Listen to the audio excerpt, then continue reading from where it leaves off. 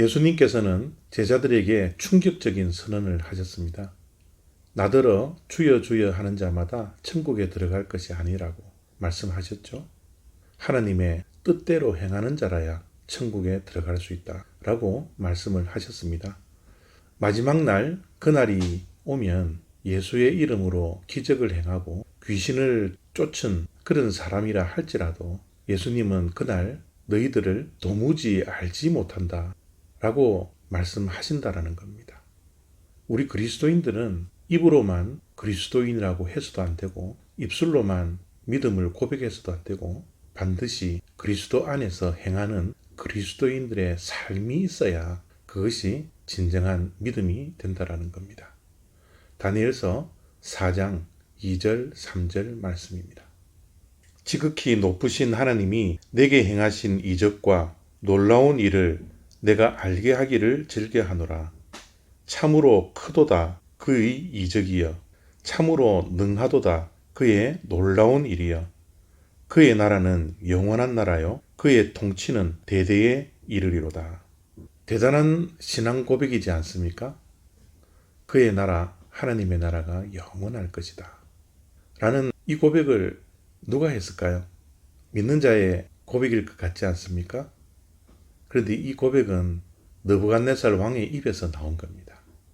자기의 왕국이 영원한 것이 아니라 하나님의 왕국, 하나님의 나라가 대대에 영원할 것이라는 고백을 믿는 자가 아니라 믿지 아니하는 느부갓네살 왕이 고백을 하고 있는 것입니다. 왜 이런 고백을 하게 되었을까요? 다니엘의 세 친구를 맹렬히 타오르는 풀무불 속에 집어넣었습니다. 그런데 놀랍게도 그 세 친구는 타지도 않았습니다. 아무런 상함도 없었습니다. 그 세 친구가 불에서 나왔는데 불탄 냄새까지 전혀 나지 않았습니다. 그리고 그 풀무불 안에서는 알지 못하는 세 친구 이외에 신의 아들과 같은 그런 존재가 함께 있었던 것을 느부갓네살 왕이 직접 보게 되었던 것이죠. 이런 일련에 일어난 일들로 인하여서 느부갓네살 왕은 신앙 고백 아닌 신앙 고백을 하고 있는 겁니다. 그런데 여기서 우리가 생각해 보아야 할 것은 느부갓네살 왕의 고백이 믿음의 고백일까 그러지 않을까 라는 것을 생각해 볼 수 있습니다. 어떻게 생각하세요? 느부갓네살 왕의 고백이 믿음의 고백일 것 같습니까? 보통 믿는 자들도 이런 고백을 하기가 힘듭니다. 그러나 여기에서 우리가 분명히 알아야 할 것은 입술로 고백하는 것, 그것이 믿음이라는 착각에서 벗어나야 합니다. 지식적인 인정이 우리 기독교에서 말씀하는 구원에 이르는 믿음이라고 착각해서는 안 됩니다. 지식적인 인정, 진정한 믿음이 없어도 얼마든지 할 수 있습니다.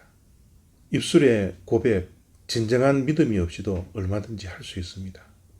예수님을 주여 주여 하며 따르는 자들 얼마나 많습니까?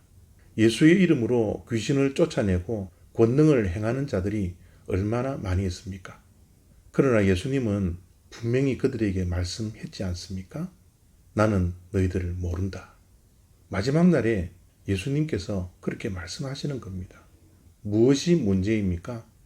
믿음이 삶의 변화로 이어지느냐, 이어지지 않느냐의 문제입니다. 믿음이 이제 삶의 주인이 내 자신으로부터 하나님께로 옮겨가느냐, 가지 않느냐의 문제입니다. 구원받는 믿음은 우리의 삶의 변화가 있어야 합니다.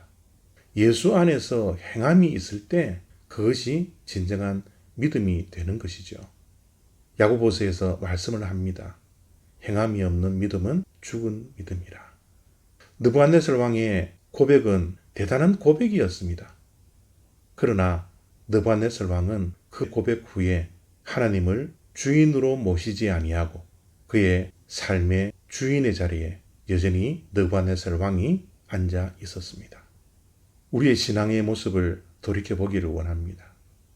혹시 삶의 변화 없이 예수님을 향하여 주여 주여 하며 따르는 자라면 이 시간 말씀을 통하여서 다시 한번 우리의 신앙생활을 돌이켜보며 내 삶의 자리에 내 자신이 앉아 있는 것이 아니라 하나님께서 앉아 내 삶을 주관하는 그런 진정한 믿음을 가진 자들이 되어지기를 원합니다. 감사합니다.